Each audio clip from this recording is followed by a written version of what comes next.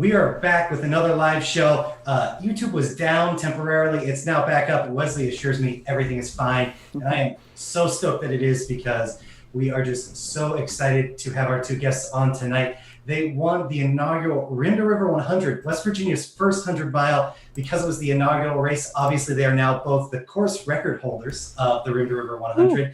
We are so stoked to have them on tonight. Whitney Richman and Caleb Bowen, welcome to the show, everybody. How's it going? Hi. Hey, it's going well. It's going really well. That's really great to hear. And if you don't know, my name is Cam Wrench. I am the sixth man of Ridge Runner Nation, here tonight hosting along with Wesley Harton, the Pat McAfee of ultra running. Wesley, how are you doing? I'm doing really well. I'm glad to see you kind of back and awake, and you're not really sleeping in my Kia Soul at aid stations and whatnot, trying to do social media posts. So it's good to see you back out here doing your thing, Cam. I want to start things off with just the typical question, how we always get things going. What's everyone drinking tonight? Whitney, we can start with you. Well, I was drinking rosé wine, but I'm onto the water now as my kids go to bed early and I got to get up early. So I'm trying to taper off, but it was the rosé. All right. Nice. And Caleb, what are you drinking tonight? So I have a Free Folk Flying Squirrel IPA, or a Spruce Tips Pale Ale from Free Folk in Fayetteville. Yeah, and fun fact, that was the brewery that we did not go to because when we had the 20 minutes to go try to grab something local, they were still closed. Oh, no. Yeah, and we ended up going to, I forget the name of the other one. Wesley will know it because he has one. Brew. Yes, basically, yes. The guy there, who was a very nice guy, made small talk with me about being from Ohio, totally took me as like an equal in terms of knowing about craft beers along with him, and I am not that. So we ended up getting some things that I was not prepared to pay what they cost. And then I left them in Wesley's Kia Soul when he dropped me off in Columbus. So I've got all of them. It's great. I was going to say, now he's enjoying those. So I've got the Bridge Brew Works Tunny Barley Wine. It's 11.8%. So let's see. Wow. This thing is just awesome. So this is really up my game last week from the Miller Lite I was drinking this. But I did try to keep it a little on the down low because I'm drinking half of it out of a red Solo cup. So got to just stay on brand with everything going on here. Cam, what are you drinking tonight? So I have a Ohio beer. Y'all will be excited to know that it's not a Jackie O's for once. This is a Platform Brewing Haze Jude IPA. Mm-hmm. All right. And so before we kick things off tonight, we want to remind everybody that you can find our show on YouTube, Spotify, Apple Podcasts, all those places. We are also on Facebook, Twitter, and Instagram. There is a great story tab about our experience filming at the Rim to River 100 that does include pictures of me sleeping in the passenger seat of Wesley's Kia Soul. We also have a Strava club as well. Our handle on all of those things is Ridge Runners with just the one N. And now we said that we were going to talk about the race at Rim to River, but let's start a little more simply for our listeners who may not know our guests tonight. How do y'all find trail and ultra running? Whitney, if you would like to lead us off, please. How did I find it? Well, I got bored with marathons, basically. And I think we were in Boston in 2010, and I was like, okay, great. What's next? And then I was living in Chicago, and I just Googled stuff, and I found the Ice Age 50K. And I was like, okay. So I just did it, and I loved it. And then I started doing more trails. And here I am. All right, awesome. And then what about you, Caleb? So actually kind of similar. My first marathon was back in 2016, and I qualified for Boston that year. And that January, I was actually invited to a med school prom, which is, I'm not in med school, but I had a friend who needed a date, and I just went with them. And I actually ran into somebody who became my crew chief this weekend. His name is Daniel Crow. We started talking about running, and he actually ran a 50K that morning, and he ran with my dad. So we started talking, and he actually convinced me to sign up for my first ultra, which was a 40-mile race in Davis, West Virginia. And ever since then, I've been hooked to the trails. I mean, I still do road running. I love it, but the trails are really fun as well. Awesome. And so with that said, then let's start sort of like our Rim to River 100 based questions. why did y'all decide to run this race, especially with everything going on in the world right now? You know, there was a lot of questions about like, are races even still happening? Like, what's going on? What are all these restrictions? Whitney, if you want to lead us off. Well, basically, it scared me, so I decided I should do it. I am pretty much like a road, like rail trail type runner. I did Yeti 100. I actually had to drop due to medical type of issues, but after that, I was like, okay, I had signed up for Rim to River, and I wasn't sure if I was really going to do it. And then I was like, okay, we're definitely doing this. So I told my coach, and he got me basically a month worth of real training and for Rim to River, and I just looked at it as a big adventure. And it's like, I don't know, I just want to go and see what I can do and have fun was the main goal. But I'm so glad I did. It was awesome. That's great to hear. And what about you, Caleb? So back in February, like I saw it post as like the West Virginia's first 100-miler. And we always wondered why there wasn't one in West Virginia, because there's so many good trails around, you know, throughout the state. So that was really the biggest reason why I signed up. And then, you know, I had a full like summer scheduled of like different races. They kept dropping. So when I saw this one didn't, I was like, well, I have to do it because there's nothing left. And, you know, I decided to continue on, and we ended up doing it. Awesome. And so, Whitney, you mentioned just a second ago that your coach gave you about a month of real training, but you had also done marathons in the past, Boston qualifier, all of those things, right? What did that sort of month of real training look like in terms of its difference from what your regular training was? Well, so I was trained up for 100. I did a 103 FKT in June, and then I was trained up for Yeti 100 in September. So I had the mileage and the training, but I live in Richmond. We don't have very much elevation opportunities, and we definitely don't have technical. And so I basically we do like weight vest training, like strength stuff. And then I basically ran up and down hills for 2 or 3 hours after long run days. And that's pretty much it. I mean, I got a good 4 weeks in of that kind of stuff. But because I have little kids, I can't really get, we live, say, an hour and a half from Charlottesville, and there's a ton of mountain stuff out there, but I just can't really get to it.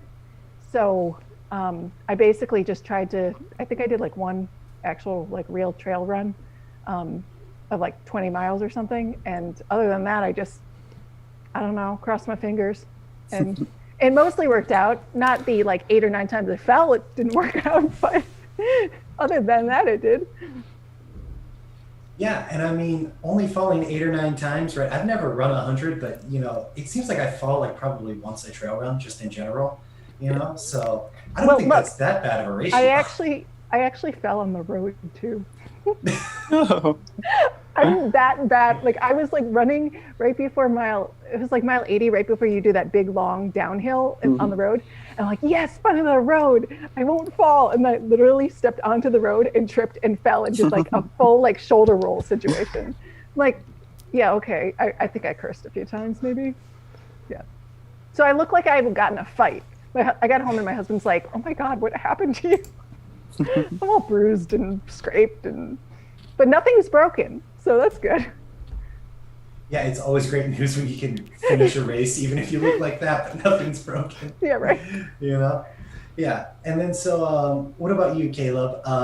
We know, maybe our listeners don't, but we know that you're an assistant coach at Marshall University. What was your training looking like going into that? And how does that sort of mesh with do you ever train with the team there, right? Are you giving them totally different workouts from you? What's that sort of situation like? Yeah, so let's go back to February. Track season was just ending, and then whenever we got into March, that's when COVID pretty much started, and we got shut down pretty early in March. So I decided just to go off on a rampage and just seeing how many times I can run 100 miles in a week, just for fun. I did it a lot in college, and I just wanted to see if I could still do it. So I got about 12 weeks of good hard training in that spring up until about June, and I kind of burned myself out by that point. So June and July was pretty low key, and then really So I started I was training Holly Ann, who actually ran in the race as well, and we were trying to do some different stuff, trying to get her ready for some 50Ks. And so we started doing some trail runs during that time. And then once those 50Ks got canceled, I'd try to get her to run like a sub 17 5K. So we started training for that. And I would just hop in her workouts. Really wasn't doing a whole lot of, like, I would say 100-mile training, but we were doing some pretty good stuff, and then adding into some good long runs on the trails. And then when she decided to run this race, we kind of transitioned more into, all right, let's get on the beach fork trails and get some technical work in. And the highest like long run I got was probably 25. So nothing crazy, like nothing more like out of the normal, what I would do for a 50K or a marathon. But I think it ended up preparing me pretty well, having that base underneath and having some of the VO2 work that we did with like throughout the time I was trying to get the sub 17 5K. So yeah, like I try to run with the guys and the girls on the team, but a lot of times, like, for workouts, I don't do very good coaching whenever I'm running with them, because I can't handle doing so many things all at once. So I like just to sit back and have the timer, have somebody else write, because I can't write and time at the same time, and just go like that rather than trying to run with them. So, but yeah, like recovery runs and stuff, I try to run with them a good bit. Okay, and that's a good little bit of insight for somebody like me who was like never involved in cross country or anything like that in any way. The coaching aspect of it always seemed a little bit strange to me, because like I know workouts have to be written, right? But like, like what actually then happens like on the race day or like on workout day, right? Do you just like kind of hang out? But that's always interesting to hear. Yeah, it depends on the workout, really. Because if it's a very like complicated workout, you want to be involved and you're reminding them throughout the workout what they're trying to do and what they're trying to accomplish.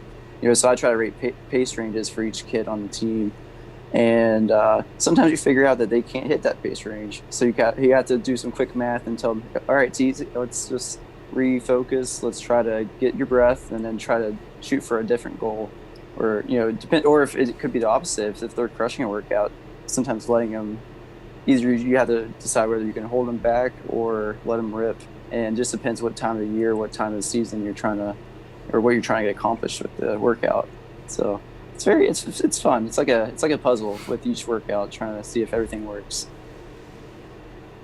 All right. And so we talked during our show with Brian about some of the different things they would be doing at like aid stations and at the race in general because of COVID, right? And it seemed like everybody was pretty good about pulling their buffs up or putting on a mask out of their pack while we were out there on the race course. But because of all the COVID restrictions, did either of y'all approach this race differently specifically because of that? Was there any extra planning that went into this race that you wouldn't have done in a normal year? What was going on? Whitney, if you want to take this one to start again. Well, actually, starting on, I think it was like back up. So my husband was actually out of town for 10 days before the race, and he was like getting COVID tested. He had to go film a commercial in New York City, which he was very nervous about, and he had to COVID test like every 2 or 3 days. So Tuesday before the race, I started getting sinus issues, and I was like, oh my God, so I kind of freaked out a little, and I went and got a test, and it was negative. I always get a sinus infection this time of year, so I was pretty confident it was just that. But I mean, normally, of course, I wouldn't be like freaking out as much. And I felt better by race day, which was great. But as far as like planning, I mean, I brought 2 friends with, one crewed me the whole time and one paced. I don't think I wouldn't bring anybody, like a bigger group in general. And I definitely had the mask and pulled it up during the race and things like that. But I mean, I'm used to carrying hand sanitizer in my pack now and just using it like every time I leave an aid station. But other than that, I didn't really run near very many people. And I just kind of, it didn't really, I mean, I think we're all kind of, at this point, we're kind of used to, it's almost become like innate in like, if you run at all with people. And I only run with people really once a week. I coached the marathon training group in Richmond, and we had maybe like 8 people in our group, normally we have like 30. And so we've been doing a lot of these kind of same precautions. So I was just used to kind of innately just wearing the mask, pulling it up, pulling it down, kind of, you know, like, and using hand sanitizer. So no, I think they did a fabulous job with their like precautions and everything. I think they did great, and they made all the runners feel comfortable. Awesome. And what about you, Caleb? So I had a similar situation beforehand, like where I'm a coach, like we get tested like 3 times a week beforehand. And I was just like waiting, you know, I've been negative all season. And then like the week before, something's going to happen. So I was very stressed out beforehand. But on Friday, got that last negative. I'm like, all right, we're good. You know, as long as I don't have a fever whenever I get to the check-in, I guess we're good. But as for like things that changed, I wouldn't think anything really changed, because I mean, I typically wear a gaiter anyway during, you know, ultra runs like this anyway. I guess the wave start, you know, since my dad was running as well, he was in wave 3. Talking to the crew, we had to really prepare for that, you know, where the overlap was going to be. If I was going to be at one aid station, he was going to be at another, how we were going to figure that out. But other than that, I don't think it really affected me too much. Yeah, no, it's great to hear that everyone was kind of doing their part. Obviously, we were out there and kind of seeing it all unfold before our eyes. Whitney, I'm super interested now in doing the deep dive of the race. So take us through kind of the whole day. You show up at Pack and Pickup, you get there on race day. Just take us through everything that kind of went on through it, like a deep dive. Oh, a deep dive. Okay. Let's see. I started off the race with half of my hydration pack was wet because it was leaking everywhere. And my crew, like 3 minutes to go, they're trying to they're like, you should use mine. I'm like, no, I've never used it. I shouldn't. So it was fine. But the first, I don't know, like 13 miles before that water crossing, I don't know, it was good. It was runnable. I felt good. I felt really good running that flat stretch right before, I think it's Conard Aid Station, mile 26. And then when we got to that road climb, I feel like I have some really good climbing legs. So I felt really strong on that section. I think I only fell once in the first 26 miles, but then the next, like to mile 55, I fell like 5 more times. And I remember at one point we went to, I don't think it's called Long Point. Or is it Long Point? Lookout Point, Long Point, one of those. Long Point is the one with the view of the bridge. Yes, thank you. Okay, we went to Long Point and we were coming back, and I just remember after we hit that aid station, I got really lightheaded, and it did get kind of warm out there. It's like maybe high 70s, which is, you're used to it when you're running in the summer, but when you haven't really been running it, you get, it can really get to you sometimes. So I never was like, oh, I'm like falling over, but kind of like weaving a little, So I thank goodness had gotten some Oreo cookies from the girls at the aid station, so those helped. But I remember I like tripped my toe on something and I went flying and I like hit my hip and I just was like, I said a very bad word. I was like, really? 5 times? I just yelled out loud. So we went down, I'm trying to remember the course, went down to that, the gorge part where it goes under the bridge and up the other side. And I felt really good at mile like 45, 50. I actually saw your friend / training partner, Holly Ann, and she was having her knee problem. And I slowed down and was trying to I'm like, do you want Tylenol? I have, my crew has ibuprofen gel that sometimes I rub on my legs, and I'm like, go ask them for that. And she looked at me like, leave me alone. I'm in the pain cave. Don't talk to me type of thing. Yeah. I'm like, I get it. Okay, bye. So I got to mile 55 and I came in, I felt really good. And then I probably spent like 5 to 7 minutes there, changing shoes. And I remember my crew's like, do you want to change your socks? I'm like, no, I don't want to look at my feet because then it'll make things real when I see what's happening on my feet. So just shoes, done. And so I got what I needed and went back out and went to Fayette and then was going up the hill, and it was starting to get dark.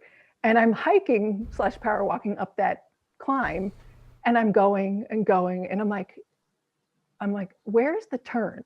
And I keep going, and then I'm turning around. There's a runner behind me. I'm like, are we going too far? And the guy's like, I think so. I don't know. We're following you. I'm like, don't follow me. I don't know where I'm going. So it turns out we figured out we were too far. We were like a mile and a half past the turn. So we had to run back down the hill. And the whole time we're looking for the turn and we can't. And finally we saw a headlamp coming out. So we go up and the headlamp turned out to be my friend. I used to live in Chicago. And it was my friend who I haven't seen in like 5 years since I lived there. So I gave him a little hug and it's like a wave. And then it was like mile 65, but I was 3 miles behind and I'm looking at my watch and I'm doing that thing where I'm like, I should be here, but I'm not. And I was just getting like, that like mad, everything like starts to suck type of feeling. Ugh. So I basically had a pity party for like 20 miles, got turned around one more time, but not bad. Went down what I call them the stairs of death. I don't know what you referred to them as, but that section right when you're going to Kmart Myers Trail, where it's like at night, where you're 70 miles into a race and your quads are a little wobbly. Sure. And yeah.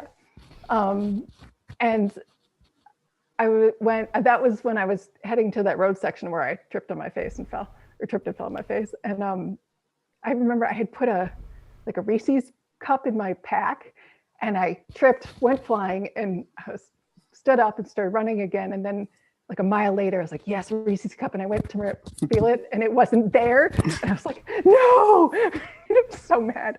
So in the process, I lost like a Reese's cup, one of my favorite gloves.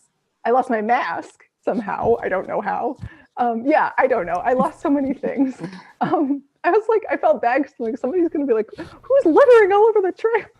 I didn't mean to. I just couldn't see it in the leaves. So got to 82 and picked up my pacer, and she was great just for company. I mean, she asked me, she said, do you want me to come with you? And I'm like, yes, I want you to come. I've been looking forward to you coming with me. Please come with me.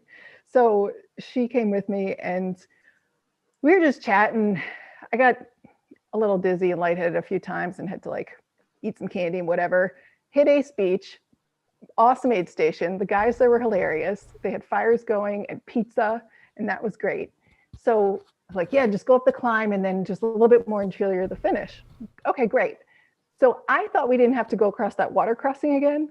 And I was like, oh yeah, we don't have to go across water crossing. They're like, yeah, no. And they told me I didn't. So then we get to the water crossing and I'm like, what? I was like, so I try not to fall over. I basically just like waited halfway through because I didn't trust myself to balance on rocks at that point, which was a little refreshing for my feet anyway. So it wasn't that big of a deal. But we went up that climb there, and I don't know if this happened to you, Caleb, but we missed a turn at mile 90 and we ended up on the crew access road. Oh no. Yeah, we went another like 3 miles off course. So we were running on the crew access road, and then Bryant, the race director, found us in his truck and told us we were on the wrong road. And I was like, are you kidding me? I was so mad. And I yelled glow sticks at him. And I feel bad for it because I was like, glow sticks. And I apologized later, but he put us back in the right direction. And then we figured out where to go. But when I hit 100 miles, we were right before the Contra-Rin aid station. And I was like, I hit 100, can I finish now? And they just laughed at me. And I was like, mm. So I ended up doing probably almost 106, but it's just bonus, I guess. I don't know. But yeah, I really felt great about my race. And I think the last 30, 35, I really wish I could have, I just didn't have the confidence to run more on the trail at night with all the leaves and stuff because I'd fallen so many times. And I was kind of like already a little wobbly. So I guess Bryant said that you get a free entry if you win. So if I go back, I'm definitely doing more trail practice, shall we say, at night. During the day, I was great. I mean, I fell a few times, but other than that, I felt good. But at night, I sucked. So yeah, it was good. I mean, I haven't really done a real trail 100 before.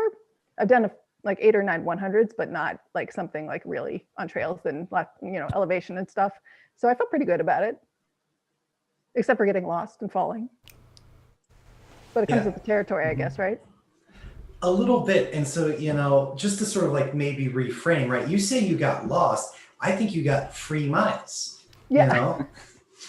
Let's be honest, those are miles you paid a race entry fee, I assume, to get in this. Next year you Yes. won't have to. But yeah, you didn't pay for those extra That's true. It brings 3-4 the miles. cost per mile decreased as Yeah. the miles went up, right? So yes, that's a Exactly. good way to look at it. Yeah. All right. And so you mentioned sort of going over things, right? The long point where the incredible view of the New River Gorge Bridge is at. Yeah. And then also the Ace Beach aid station. What was your favorite view on the course? And then what was also your favorite aid station? Favorite view. Well, unfortunately, I didn't really look around as much as I should have. After the race, we went back to Concho Rim aid station and went and saw the view. And that was an amazing view. I just didn't see it during the race. So there's that. My favorite aid station that's hard. They were all so awesome. Like the aid stations, the people that were working at them, they seemed like they had been doing it for like 10 years. They were professional, they were friendly, they were positive, they were helpful, they were on top of it. Like, I mean, granted, when I was there weren't a ton of runners at once, so they could help me right away, but they were just like, everything was like a well-oiled machine. I was very impressed. But maybe Ace Beach, just because it was like, the guys were just so funny and the fires were there. I didn't stay for the fire, but they encouraged me to. It's like, don't tell me that. We got like 10 miles to go. See, and I remember telling them, because they were lighting some of those fires and we got to that aid station to film, that it was like, you're going to make it hard for people to leave because it's going to get a lot colder. Because it was also much colder down by the river. When you drop down there, it was like 10 degrees colder than up, like, on the other side of the mountain or whatever. And yeah, so I mean, it was tempting to stand there and get warm for a little bit. Yeah. All right. And so with that said, you've mentioned a couple of like the climbs too. What was the hardest climb on the course? I would say probably, well, for me personally, the hardest climb was probably the one where I went too far and went another 1.5 miles up the climb. So, but then I got to run down it. But I don't mind climbing that much. I actually kind of enjoy it. I love hiking. I'm a real like I go after it. So I didn't mind that much. Even at the end, I didn't mind the climbing. All right. And so you also mentioned the section leading down to the Kmore Miners Trail, which I will point out, I almost fell on running down them pretty fresh, maybe a little sleep deprived. It was kind of getting towards the afternoon when we went down it, but it was not easy for me with fresh legs. What do you think was sort of like the most fun section of the course? Oh, fun section. I guess, I mean, I liked that the water crossing part, the first time you crossed the water and then you went up, it was a little bit of a technical section up. I liked that section, that was fun. But also for me, like running with my pacer, she's my friend, like that was the fun part because I was with her and we were chatting and having a good time. I don't know. And I also really liked the section after when we were doing the out and back and I started passing the runners coming the other direction because I could cheer other people on and say hi and stuff. So that was fun too. All right. And then so one last one to kind of wrap up your recap a little bit here. What was the moment where you felt the most joy out there on the course? Oh, the most joy. I mean, I know. After we had gotten lost like 3 times, when we found a flag, every time we saw a flag and we knew we were going the right way, we cheered and we were very excited. So that was the most joy. That's awesome. That's awesome. Well, that deep dive was really comprehensive and we really enjoyed that. Caleb, let's hear your story. I know it's going to be somewhat similar, but obviously you're going to have a little different story to tell. So I'm super interested now to kind of hear your full deep dive. Yeah, actually it's really similar. So like the first 14, I really just chilled out. Me and Holly Ann ran for most of that together up until we crossed the creek. And then she was like kind of like hitting her ankle on rock. So she told me to go on. And so we had gotten passed by Daryl, who I think finished 4th. I think he was somewhere in there. And so I caught up to him, was talking to him, and found he actually ran for Marshall for a year. So that was pretty fun getting to meet somebody who has some connection. And then all of a sudden she caught back to us, which surprised me. And so we started rolling pretty good, clip up to Thurmond. And then from Thurmond on, I really wanted to put a gap on everybody. I don't like running in a group at all, especially on trails, because I get self-conscious about people judging me. Like if I fall, I don't want anybody to see. I just want to just yell the F word and just get on going. I don't want anybody to see any of that. So I just took off from Thurmond since it's a road section. And then once I got onto that Brookside, or is like Southside Brooklyn Trail, it's really flat. So from there to Cunard, I was able to run pretty fast. And then once I got to Cunard, I talked to our crew chief. He told me what I needed to do. So then I really hammered that hill from Cunard up to the top at Kmore. And then at Kmore, I saw a bald eagle. So that was really cool. Definitely the coolest part of the whole course was that bald eagle. And then I felt really good. I didn't expect to feel that good after the marathon point, but I was just rolling. And then I got to the Kmore Miners Trail, and I probably should have run up it. That was probably a bad decision because I felt a little twinge in my hip flexor whenever I did that. Way too steep. But once I got to the top, I actually saw my mom, and that was cool seeing her. Then I started the Arrowhead Trail, which I really did not like. The Arrowhead just seemed like it went forever. Like, yes, thank you. Maybe it's just the fact of what miles it was. I don't know. It's just I did not like it, and actually almost got ran over by a mountain biker. So I was kind of like in a not bad mood, but just kind of sour. So once I got to the next the Arrowhead aid station, I was just very happy to be done with that section. And then let's see, the next part is Long Point, which is really cool. At that point, right before we were going into the Long Point Trail, I saw Holly Ann's husband, Chris, and he's like, she's only 15 minutes behind. So then I was like, oh, great, I'm gonna get beat by her. That's good. Well, I guess I'll just start running as fast as possible. If I die, I die. So I took off again, and then felt really good, except for coming off of like the really steep part before you get onto the road section, the Fayette Station part. Those rocks beat me up so bad. Like I nailed my toe probably 15 times, and I was very happy to get to the road once we got through that. And then I started hitting a wall. Probably it was on the Hawks Nest Connector Trail. That was probably one of the lowest parts for me because I'd never seen that part of the course before, and it was really like tight and skinny. And I thought it was going to be an easy part of the race, and it wasn't. So then I started getting kind of down. And once I got to the bottom of like the Anstead part, that was a steeper hill than I thought it was going to be. So I just started thinking negatively, and I kind of got in a bad groove. But finally got to 55, found my crew and everything. And I made the mistake of sitting down.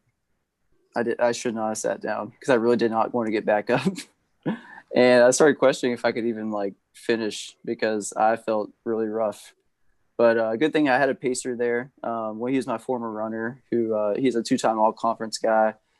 And he's actually getting into trail running now. So he really helped me get started running again. And once we got to the bottom of that rail trail, I started to feel like myself again.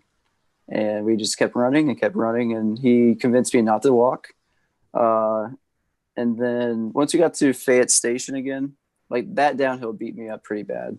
But once we got to the Fayette Station, I had made a mistake of drinking too much coffee and eating too many gummy bears, and I got kind of sick. So starting going up the hill, I really didn't want to start again, kind of that same like cycle. But once I started running, it started feeling better, and then we got in a really good groove, and I just wanted to get as far as possible in the daylight. So I made it all the way to 70 probably like 71 or 72 miles in the daylight. So we were on that Arrowhead section, and it was kind of cool passing everybody. Like I was able to pass my dad, pass several runners I know. And then once we got to the Arrowhead aid station, I was kind of like dead set, like I'm going to finish this thing no matter what. We're just going to have to keep moving, keep running. Don't stop if I have to, just keep going. And then let's see. So we switched pacers at Cunard, however you say it. And from then on, it was just trying to get to the finish line. We did make one wrong turn. It was right after the A speech section. Actually, right after I said goodbye to you guys. We were going, and all of a sudden, you're supposed to take a right turn that goes to the creek. We just kept going straight. We made it to Thurmond, and we figured out real quick that was not right. So it only added like a mile, which isn't that big of a deal. But once we got back on course, it was like I'd walk for a little bit, then I'd run for a little bit, walk for a little bit, run for a little bit. And then once we got the concho, I was feeling pretty good at that point. I just wanted to finish at that point and kind of soak it all in. So we saw Bryant right at the edge of the woods, and I asked him, I was like, "How far is the second place, if you don't mind me asking?" And he said something like 2 hours or something like that. And I was like, "Okay, cool." So we walked for a little bit, and we were just talking, and we get to the top of the hill, and we hear cheering, and I start freaking out, like, second place is right there. So I like, Alex, we're finishing this damn race. We're going. So we ran the rest of the way. And whenever I finished, I asked him, I was like, "Where's second place?" And he's like, "I told you, 2 hours." Like, I was like, "Oh, geez. Well, why did everybody cheer for no reason?" They saw your headlamp. Apparently, that must be it. My crew person, one of my crew persons said she could see the headlamps, like she's standing at the finish, and she could see them kind of like snaking down. So they probably saw you from all the way up there. That's probably it. That. Well, it got me running, so I guess it worked out. Yeah, that's good. Yeah. As someone who was at the finish, I will say that that's exactly what happened. Oh, well, there you go. Yeah. Cool. People could see headlamps coming in. And it was kind of that sort of like trend all over the course. I remember because we did not have a vehicle that was able to get down to the Ace Beach aid station. I ran down to the aid station on like that dirt road, and they saw my headlamp and started cheering. And I had to be like, "No, please don't. Like, I am not in leading this race." But so with that said, Caleb, you mentioned at one point during the race, you heard hauling in was only 15 minutes back, and you're like, "Well, I might as well hammer now, and if I die, I die." How do you sort of not only mentally, but also like physically handle something like that? Because every time I try to make a move like that in a race, I just always die. Not having experience, like I didn't know what was going to happen. So this was truly a test of how far could I go. So I didn't have anything looming. I didn't have that bad experience that said don't do that. So yeah, I guess stupidity, that probably plays a role in it. I don't know. I just went on a limb and tried to redline it as much as I could. All right, well, that's good to hear. Maybe I can just start working on the general fitness then, and that'll solve those problems. Yeah, and so kind of some of the similar questions that we gave to Whitney. What was your favorite aid station on the course, and then what was your favorite view? That's a good question, because like each aid station had something really cool about them that you want to say is your favorite. Like I would say Long Point had the coldest water, and that was awesome at that point because it was really hot during that time. I would say Fayette Station having the cold brew was definitely it made it awesome. But probably my favorite was Ace Beach. You guys were just so all the guys there were really cool. You guys were cool. Is late in the race where you just want to be done. So having those fires, even though it was just a very small thing, it made so much big of a deal. Because at that point I was starting to get cold, and just seeing those fires just uplifted me so much. So yeah, I'd probably say Ace Beach. Concho would be a close second because they told me they would save a beer for me, and then at 7 a.m. they actually gave it to me whenever I came back. So they remembered, and that was pretty cool. And so what was your favorite view? I know you mentioned the bald eagle earlier. And that's probably my favorite view. Right on top of in Kmore, there's this part where it opens up and there's this weird invasive plant on the trees, and there's just a beautiful view of the gorge, and there's this I don't know what you call it, mine funnel shaft thing, I don't know, but it goes all the way from the top to the bottom. That's probably my favorite view because I just don't want it to be cliche and say Long Point, but it was an unexpected and oh wow, that's really pretty type deal. So I would say that one. Yeah. All right. And so, then for you, what was the most fun section of the race? Most fun. I don't know. Like she said, like running with your Mhm. pacer is always fun because you're running by yourself gets so tiresome and you're always in your head just thinking. So I would say the Brooklyn Southside Trail with my pacer. Yeah, because we were able to talk. He told me that Marshall won the football game during that time, and then we had a new president. So like I got to learn a lot of stuff that happened throughout the I day. found that out at mile 55. I ran into the aid station and they Yeah. were like, what do you need? And I was like, what happened to the election? They told me. I'm like, okay, great. Yeah. It's I was really like, funny. oh, okay. So yeah, probably that section. Okay. And so, on the topic of presidential news, Wesley and I found out driving around at like, I want to say 3 or Yeah. 4 a.m., looking for a place that was open where we could get coffee. And there was a newsstand that had the newspaper in it that said Nice. Biden wins. And we found out, and I was like, I found out who won the president from a newspaper? What year is this? Oh, Exactly. that's really weird. But yeah. And so, Caleb, you mentioned that you saw, if I understood you correctly, leaving the woods to head back towards the finish line, where you kind of go back through Mhm. Ace's property, that Bryant was there and he told you that second was 2 hours back and that you walked some of that. But didn't you think that was the worst final 4 miles of any race ever? Because I heard Yes. that a lot from other runners. Oh yeah, and it felt like it's 5 miles. So I'm pretty sure it's 5 miles. And just that hill alone, like I try to do like a fartlek style where I'd run and walk. That was the hardest thing I've ever done in my life. Like it shouldn't have been, but it was. Like I don't know. It took a lot of like strength to muster up to get up to that. Yeah, that was definitely the worst part of the course. All right. And so this will be kind of our last question on your deep dive here, but it's the same thing as we asked Whitney. What was your moment where you felt the most joy when you were out there on the course? Probably when my dad and Holly Ann finished. Like that was really cool. Just being at the finish line, watching them, because you know how you felt at that point whenever they cross like when you cross the finish line. So it's just like really special to be a part of that. Be a part of the first West Virginia 100-miler, our first 100-milers. Like having everybody together for that was really, really special. Yeah, no doubt. I mean, it's just such a special weekend. Like I kind of been saying, like history is made this past weekend at the inaugural Rim to River 100. It's going to be talked about for generations to come, and we're super kind of excited to kind of can see this race grow and grow into. I mean, it's already something really special, but who knows what this could be in a couple of years. So it's just awesome to kind of see. Max Gavazzi's in the chat, and he wants to know what was everyone's favorite aspect of the locally sponsored aid stations. Was there like any special foods or decorations that made it super memorable? And Whitney, you can start us off with this one. They did. Well, they had somebody made pepperoni rolls. That's a West Virginia thing, I guess. I didn't eat them. I don't like pepperoni, but they looked good. So, and then what was Long Point aid station? They had Christmas lights, like for like, I don't know, around the fence or something leading into the aid station at night. It was A, super pretty, B, very helpful because then you could just find your little way with the lights leading you.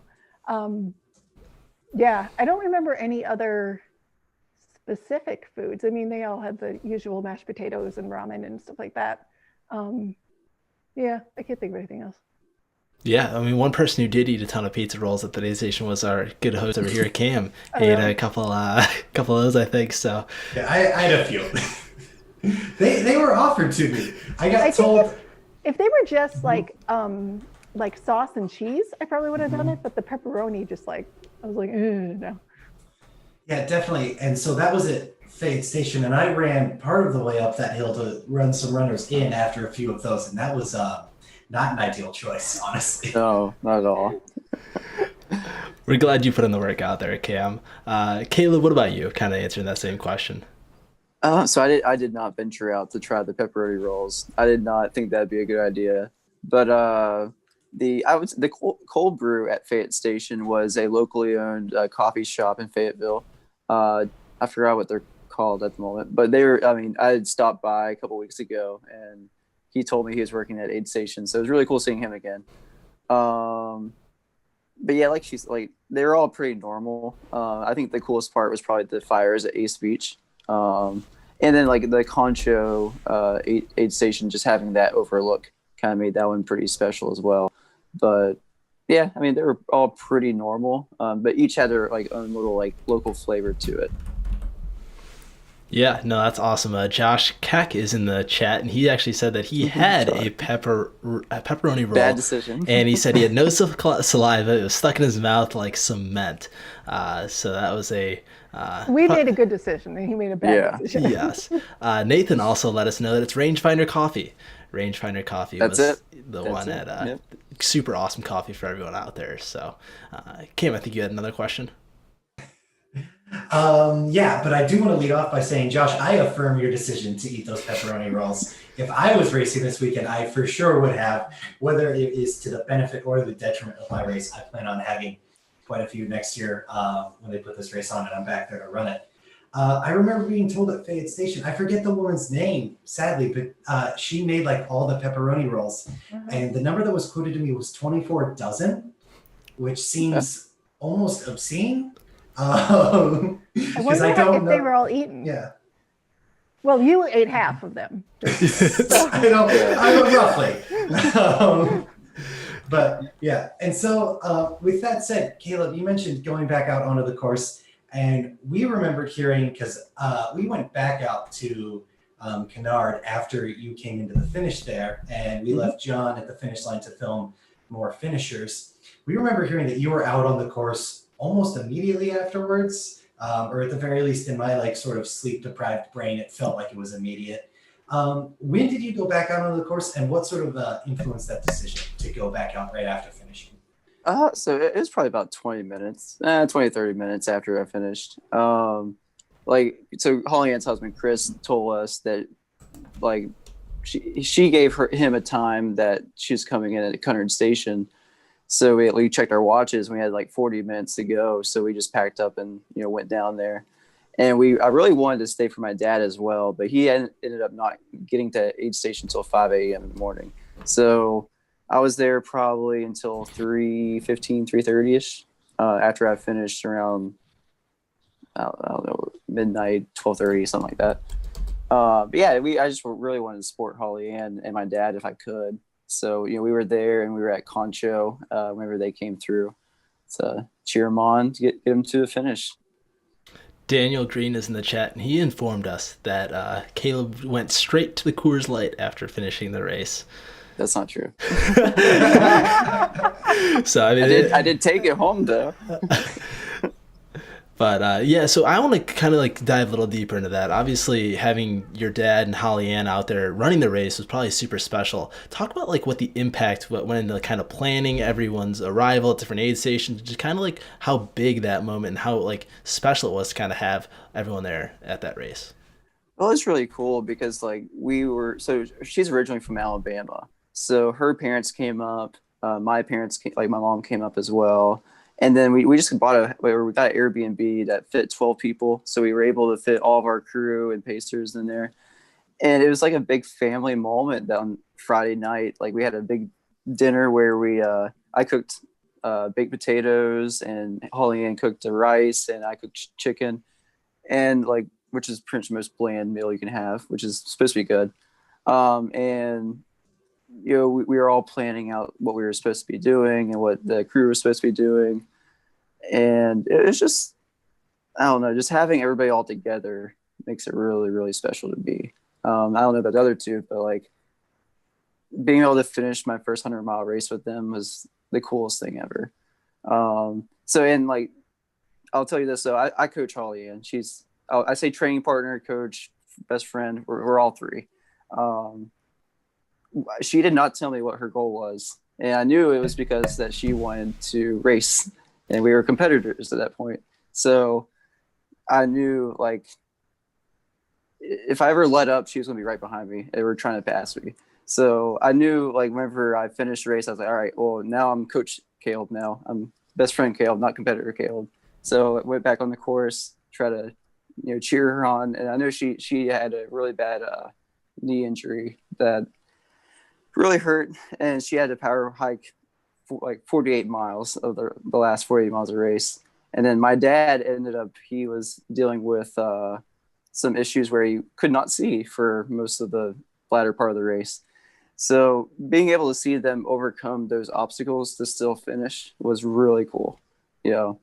Our crew chief, Daniel, who also paced my dad for the last 18, and he was literally like, showing him the way to the finish line, like, because he could not see the big inflatable at the end. Did he have that? I forget what it's called. That thing where yes.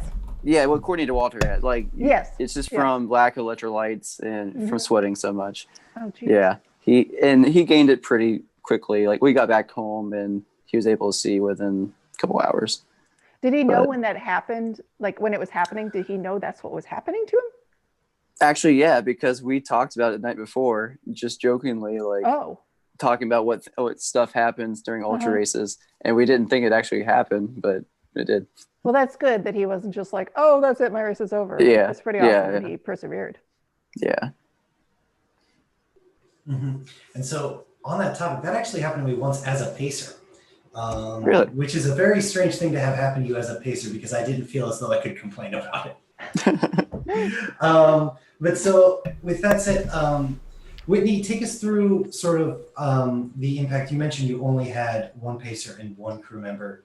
Take us through like the impact of those two people specifically on your race, and then sort of everything that went on after the race.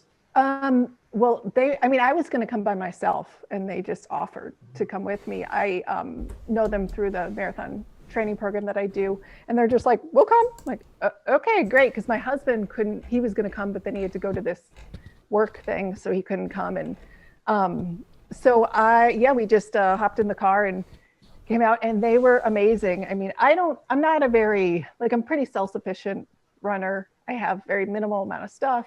I make bags that have aid station numbers on them, and then they can just hand me the Ziploc bag with the stuff in it that I need. And I'm pretty okay, I need this, this, and this. I might forget something when I get to them, but my one friend, Crystal, who was the main crew person, she's just okay. She's listing off things, and I was in and out probably in 3 to 4 minutes each aid station. My pacer, we had never actually, I'd run with her through marathon training, but I never really run one-on-one with her. And she was just offered to come and run with me. She was like, okay, great, I'll take it.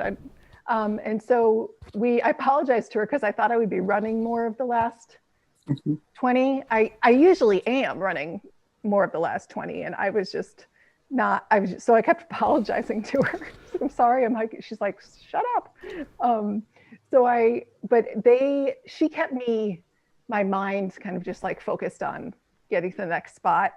I always tell people, I told somebody this during the race, he kept talking about the finish, and we were 35 miles from the finish. This is the guy who I got lost with. And I said, don't think about the finish line until you're 5 miles away. You can't think about it until you're 5 miles away. He's like, oh yeah, that's really good advice. So she said something about the finish, and I was like, no, stop. I was like, you can't talk about the finish. And I'll tell you when we can talk about the finish, if it's not now. And so, but she kept me focused, and she would try to she would start running a little bit. And I was like, you're trying to get me a run, aren't you? I get mad at her. She's like, I'm just seeing what you're doing. I'm just seeing if you come with me. But they really, I could have done it alone, but I couldn't have done it as well. I wouldn't have finished as fast, and I wouldn't have had as much fun, that's for sure. And so afterwards, they were great.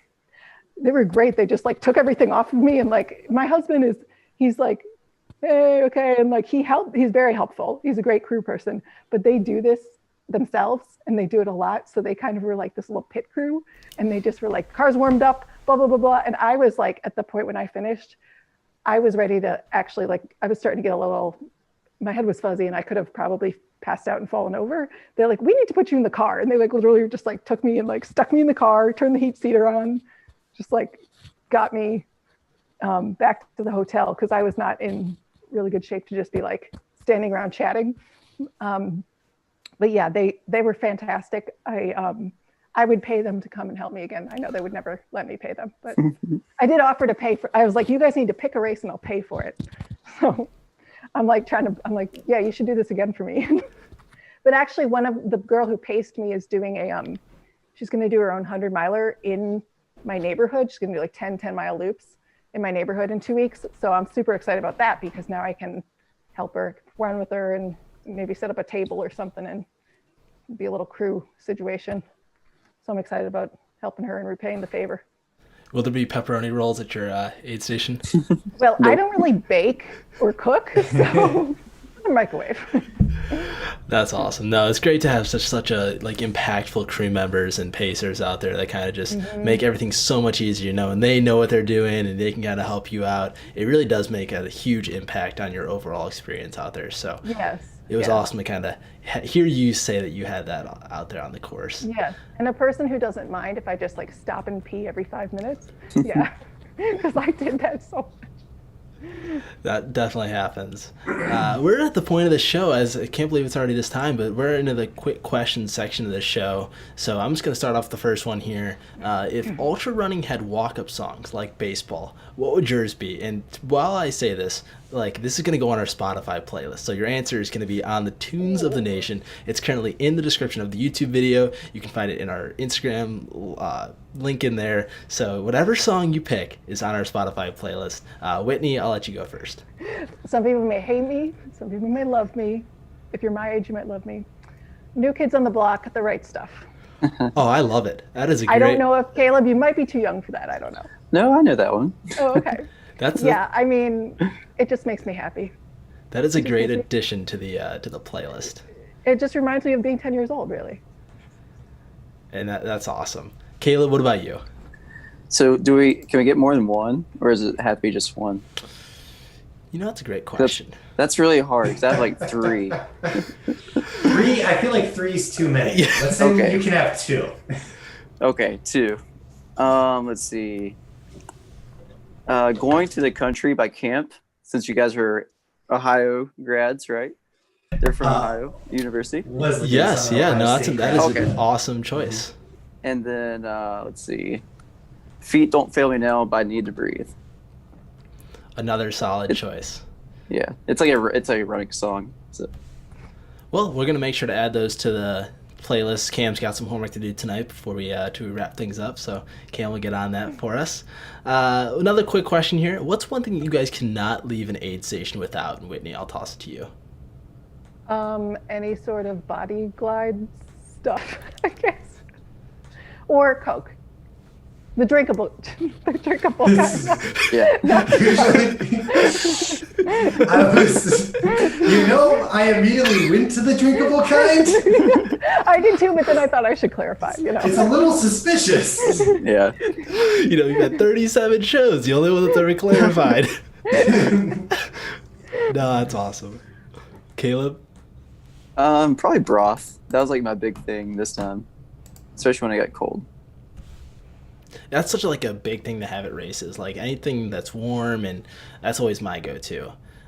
One final quick question here before we kind of round things out. And we kind of love this question just because the answers we always get are kind of awesome. So no pressure, guys, but we think you guys can handle it.